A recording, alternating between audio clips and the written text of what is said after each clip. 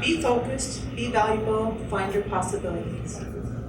This evening I'd like to share with you some tools and strategies to help you avoid wasting time and money when going back to work with a focus on increasing your earnings by negotiating. We no longer go through the three traditional stages of life: education, work, and retirement. Returners include family caregivers, stay-at-home parents, retirees, and students. I was surprised to learn that 10,000 boomers are eligible to retire every day in North America for the next 15 to 20 years. I was even more surprised to learn that 1/3 of these people will come back to work in a different capacity, such as a consultant or a part-time worker.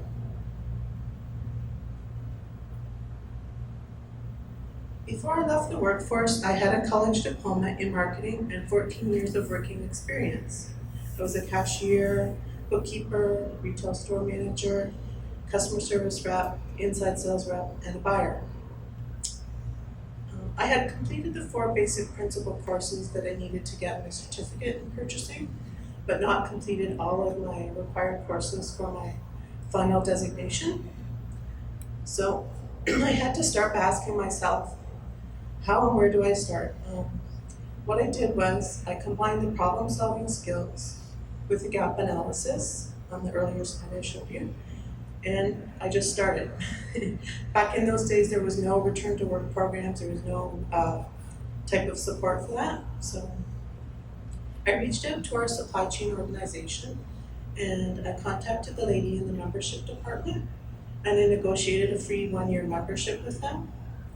This enabled me to get access to career link, discounts on courses that I needed to complete, my certificate in purchasing as well as my designation, and also discounts on events and access to free events as well. So the first free event that I decided to attend was a sustainability event, and it was being offered at the Weston Harbour Castle Hotel in downtown Toronto.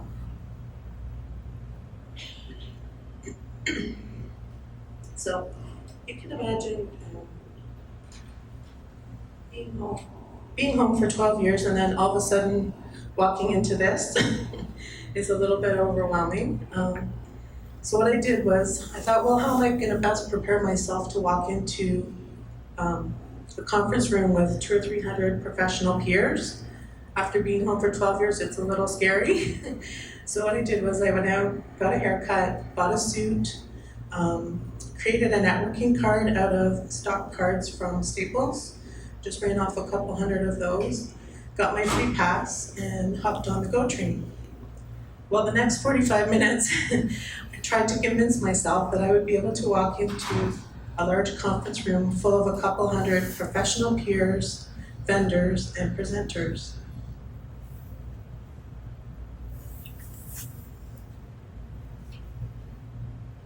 In doing my analysis, I identified the local companies that were doing well.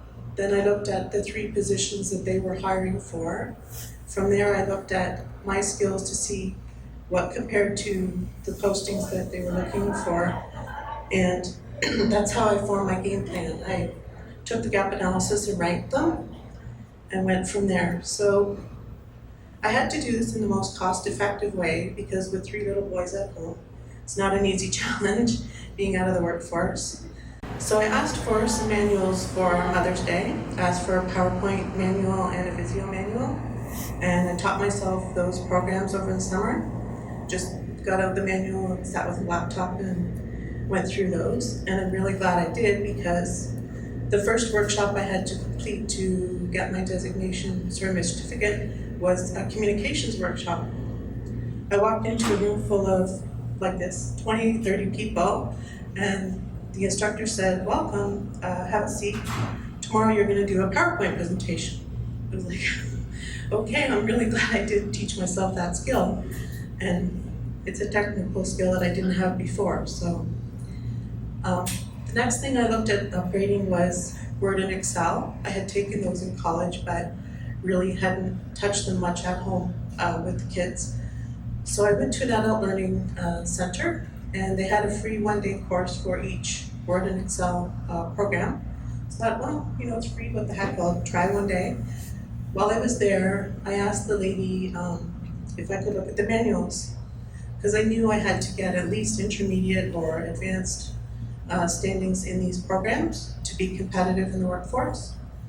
So she gave me the manual, I looked it over and thought, I took it in college, what the heck, I need to save myself some money and some time. So if I had done each week, 3 weeks each, it would have been 6 weeks of school, plus $400 to $600 for each course. I thought, there's no way I can do that. First of all, my father-in-law can't watch my 3 boys for that long. And second of all, that's a huge expense to incur just trying to get back into the workforce. So I said to her, well, I'm gonna try and sign up for advanced. I'm just gonna put myself out there and see what happens. So I signed up and was successful in both, which I was glad, because it was only 2 weeks and a lot less money than 6 courses at $400 to $600 each. So after that, I had to start getting out there and cold calling people and trying to get contacts and get this process going, because I was training, I was spending this money and time, really wanted to get back into the workforce. So I called a local company and left a message on their human resources voicemail. Just introduced myself, said, hey, this is my name. These are the skills that I've previously had. These are the positions I've done in the workforce before. And I thought, no, I'm not going to hear back. Probably never hear from them again. So a short while later, I got a call back from them, and she said, well, we don't really have anything right now, but send us your resume and cover letter, and we'll just keep it on file. So I thought, well, I have nothing to lose. So sent her the documents and just waited a short time. And I heard back from her, and she called me and she said, well, we actually do have something coming up. It's not exactly what you're looking for, but you're welcome to come in and have an interview. So set up that interview, and to prepare for it, I did some research on the company, research on the individuals that I was meeting with through LinkedIn and that. I was really glad that I did that, because I walked into the interview and had my networking card there. I presented myself as a professional. They gave me their business cards in return. We sat and had a great interview, and then the direct report that I would be reporting to, the one above her, said to me, well, you said you researched our company. Did you really do that? And I'm like, yeah, I did my research. I went online and looked you guys over, looked at your products, and looked into your positions and what's involved in the company. And she said, okay, well, you ask us the questions. I was like, okay. So I asked them the questions, and we actually had a great time. We laughed and just got along really well, and I ended up getting the position. It was in customer service. It wasn't exactly where I wanted to be, but I knew I had to start. So I went there and joined them for 3 months, and they had an amazing training program. Being out of the workforce, it was nice to be trained again on technology. And what was interesting was he said, oh yeah, you're a great fit. I said, it does seem like a great fit. I really want to come in and talk to you. And he goes, oh, by the way, here's the salary. And I went silent for a minute. And I was like, oh, it's not quite where I want to be. And I didn't know how to say this to him, but I'm like, well, it sounds like a great fit, but really we're a little ways away on the salary here. Is there any way that we can meet and talk about some additional forms of compensation which might help get us to where I would like to be? He said, oh yeah, sure, I think it's a good fit. Come on in and talk to me. So I did the same kind of preparation, contacted my references, got my resume up to date, prepared, got my notes out, went through all that again, and went to the interview and had a great interview with him. And he was a really busy guy, being the vice president, and I was working in an open office environment at the time. And I didn't really think I could talk on the phone to him, so I said, well, can we do this negotiation by email? Not my favorite way to negotiate, but it's possible. He said, yeah, we can arrange that. So We went back and forth a few times on the salary, and the last time, we went back and forth 2 times, and then the third time, I could tell he was getting a little at the end of his zone. You know, there's a term called ZOPA, your zone of possible agreement. So I was like, I think I've pushed him as far as I can. So I said, well, you know, I really appreciate your other offers, but I just can't quite accept it, and I want you to appreciate all the time and effort that I've done in upgrading my skills. That's how I approached negotiating with him. And he was good with that. He said, okay, well, leave it with me, I'll go back again. So about the third time he came back, I knew I couldn't push anymore. It was like, that was the farthest that I could push. So we came to an agreement, and I joined the company, and I've been there about 7.5 years now.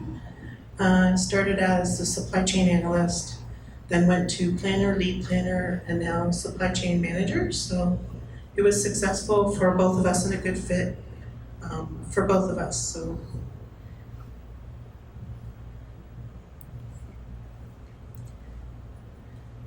So if you'd like to get in touch with me, there's a few ways you can get in touch with me. I have email, I have a website, and I'm also on LinkedIn, but I just want to know, I'm hoping that you're going to be focused with your journeys, show your value, and find your possibilities. Thank you.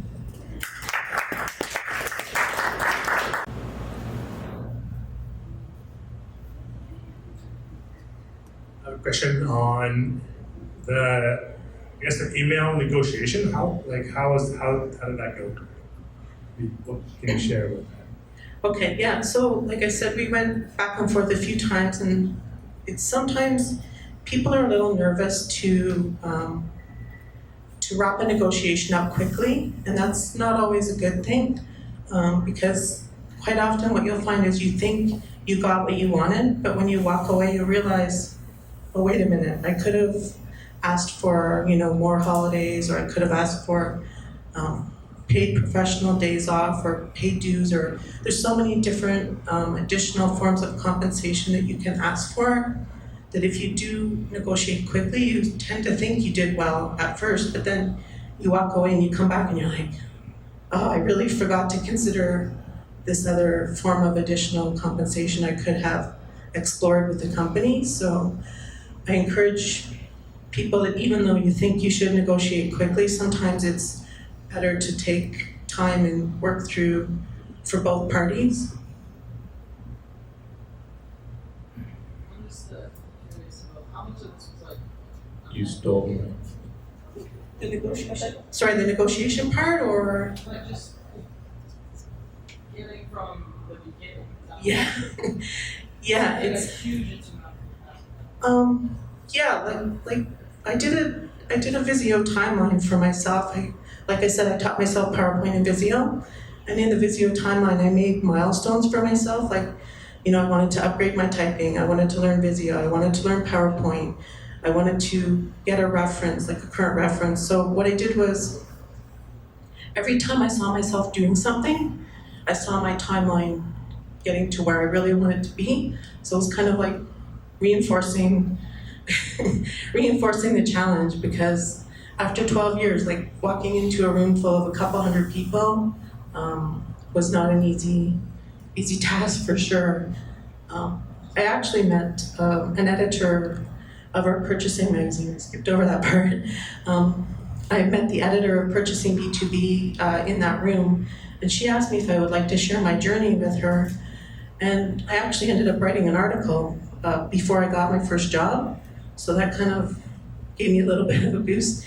It's always like just little things like in your head, like baby steps, and just reassuring yourself that eventually you're gonna get there, right? I mean, like taking the customer service job was not the job that I wanted, but I knew that it was a step towards what I wanted to get to. Sometimes you have to go back a little bit.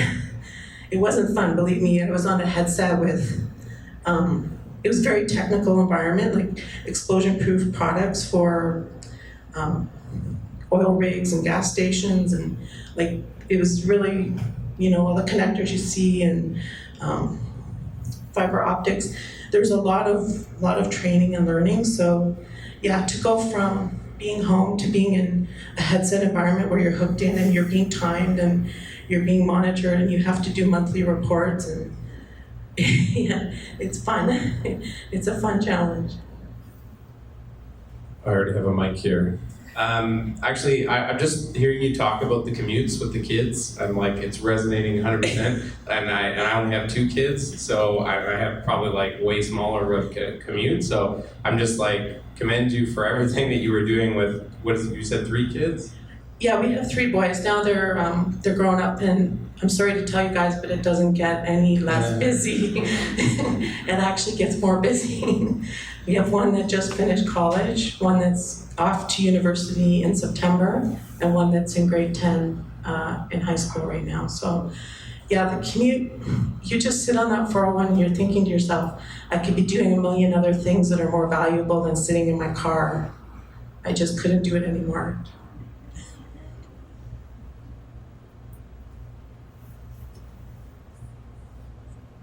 So I just read an interesting article about women negotiating and how they get penalized more than men. Did you worry about that when you were negotiating? To be honest, I don't know how to explain it, but sometimes you just get to a point in your life. I'm older. I'll be honest with you, I'm 50. So when I was going back to work, I was always trying to get myself back to where I thought I should be. So I knew like I was never going to get there if I got that 2% or the 3%. To be honest, I got closer to 7% when I was doing my annual reviews, because I just kept saying, here's what I've done, here's my list, here's the value that I've added, here's what I brought to my department. You can't say no when you show that you've added value. And that's tough for women to do, but sometimes you just get to that point where you're like, I'm worth what I'm worth, and I'm gonna just fight for it.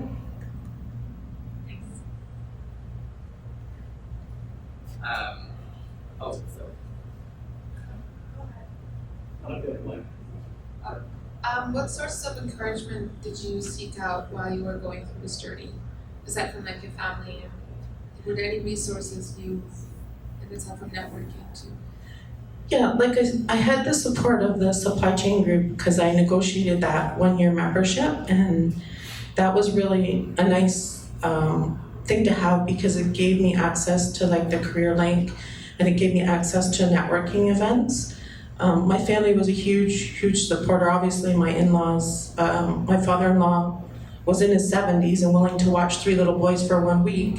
So that was pretty, that's a challenge when you're 70 years old and I had 3 kids that were 5 and under, right? So I had lots of family support and lots of peer support as well. And actually I had huge support from my previous employers that I had worked for 20 years prior to that. I had kept in touch with a few of them, which is really important. Even if you just say, hey guys, on LinkedIn, send them a quick note, how's it going? Send them a Christmas card. It sounds kind of funny, but to keep those good people and good relationships, really, I think it really helps.